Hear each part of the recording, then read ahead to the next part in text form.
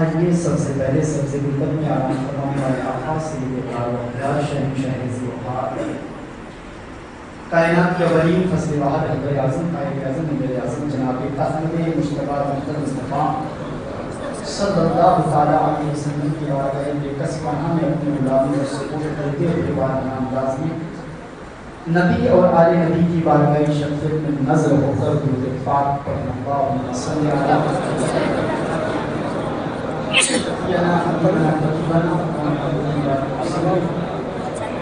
صلی علیہ وسلم علیہ رسول اللہ صلی اللہ علیہ وسلم باشندگان جھگڑیا کے تمام مقتدر معزز سامعین سامعات اور دیگر علاقے سے آئے ہوئے تمام تر حاضرین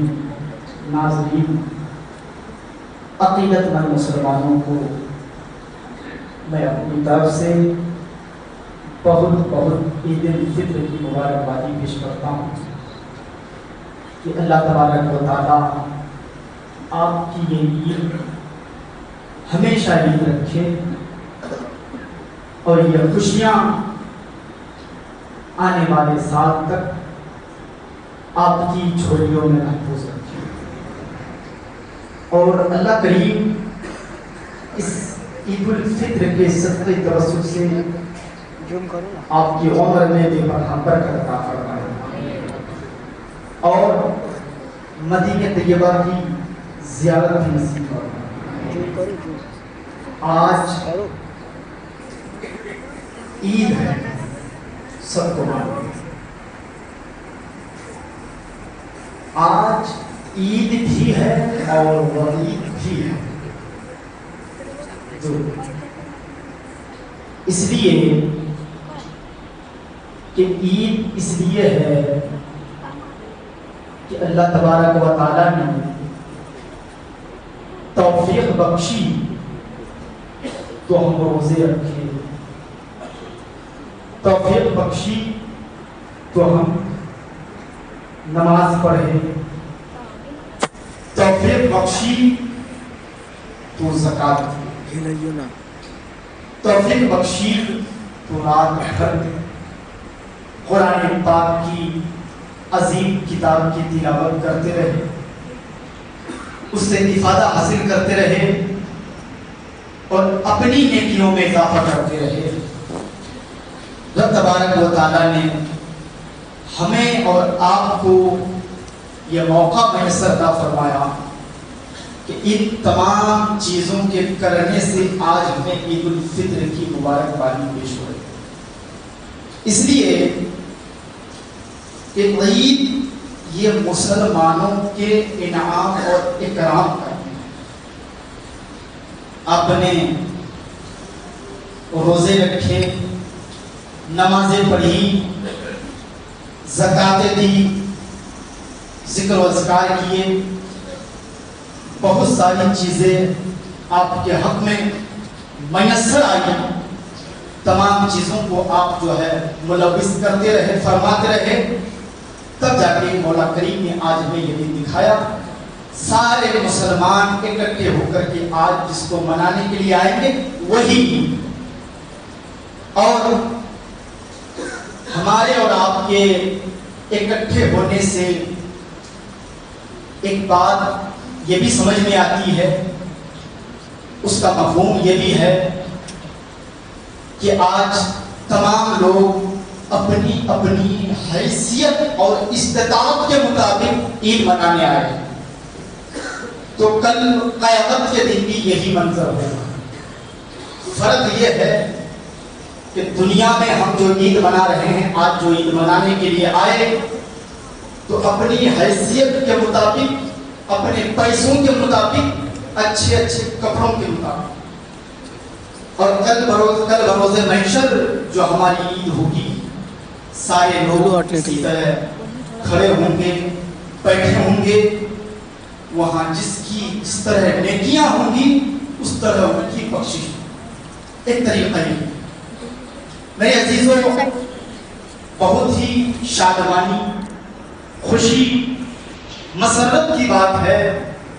کہ مسلمانوں کا حوصلہ اس وقت سمجھ میں آتا ہے جب اکٹھے ہوتے ہیں۔ اس لیے حضور پاک صلی اللہ تعالی علیہ وسلم نے فرمایا کہ جب میری امت ایک ساتھ نعرے تکبیر اور نعرے رسالت کے ساتھ ایک ہموار میدان میں جمع ہوتی ہے تو امت محمدیہ کو یہ سمجھ میں آتا ہے کہ آج ہمارے ایمان کی تکمیل ہو گئی، آج ہم دنیا سے فتح پا چکے ہیں کفر اور شرک سے۔ میں نے آیت مقدسہ تلاوت کی، قد افلح من تزکا وذکر اسم ربہ فصلی، وہی لوگ مراد کو پہنچے، وہی لوگ کامیابی کی منزل طے کیے جنہوں نے اپنے آپ کو شرک سے، کفر سے، تمام گندگیوں سے اپنے آپ کو محفوظ رکھا۔ اس لیے بھی عید ہے کہ اللہ تبارک و تعالی ہمیں اور آپ کو یہ دن اس لیے دیا ہے کہ آج سب کی نگاہیں سب کی طرف دیکھ کر کے یہ بھی سمجھ میں آ جائے کہ دنیا میں کوئی انسان کسی سے بڑا نہیں۔ جب سارے لوگ ایک ساتھ مل کر کے اللہ اکبر کی صدا لگاتے ہیں تو سمجھ میں ہی آ جاتا ہے کہ دنیا کوئی بڑی چیز نہیں ہے، سب سے بڑا اگر کوئی ہے تو وہ اللہ ہے اور اللہ کے ساتھ ہے۔ ایک چیز یہ سمجھ میں آئی۔ دوسری بات یہ ہے کہ دور و دراز سے چل کر کے تمام مسلمان آج عید الفطر مناتے ہیں۔ ایک مفہوم اس کا یہ بھی ہے کہ آج جو جتنا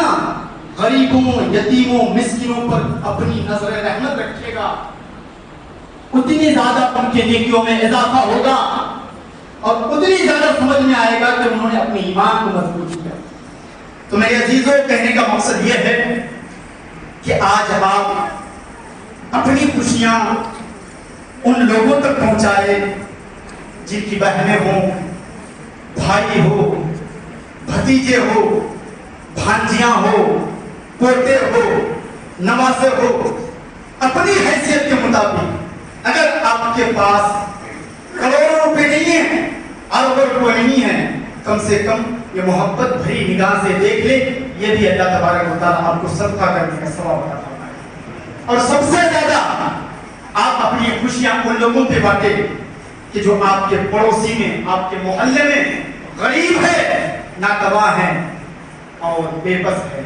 لاچار ہے، یتیم ہے۔ اگر آپ نے انہیں پیسے نہیں دیا تو کوئی بڑی بات نہیں ہے، مگر آپ اپنی محبت سے اگر اپنے تلوے کو، اپنے ہاتھ کو محبت سے ان کے سر پہ رکھا تو حضور پاک فرماتے ہیں آپ کے تلوے پہ جتنا بال آئے گا اتنے بال کے نیکیوں کا جو ہے صدقہ کرنے کا ثواب ملے گا۔ یہ ارادہ بھی اللہ تبارک و تعالیٰ نے آپ کے حق میں رکھا۔ اور رہی بات یہ عید اس لیے ہے کہ ہم نے روزے بھی رکھے، زکاتیں دی، قرآن پاک کی تلاوت کی، ذکر و اذکار کیے، درود پاک پڑھا، نہ جانے کیا کیا نہیں کیا، جو بھی مجھ سے میسر ہو سکا ساری چیز ہم کیے۔ مگر ایک بات کی افسوس یہ ہے کہ واللہ عالم بالصواب، وہی جانتا ہے، ان میں سے کوئی نہیں جان سکتا کہ آج کس کی نماز قبول ہوئی، کس کی نہیں ہوئی، کس کی کتنی زکاتیں نکلتی تھی انہوں نے دیا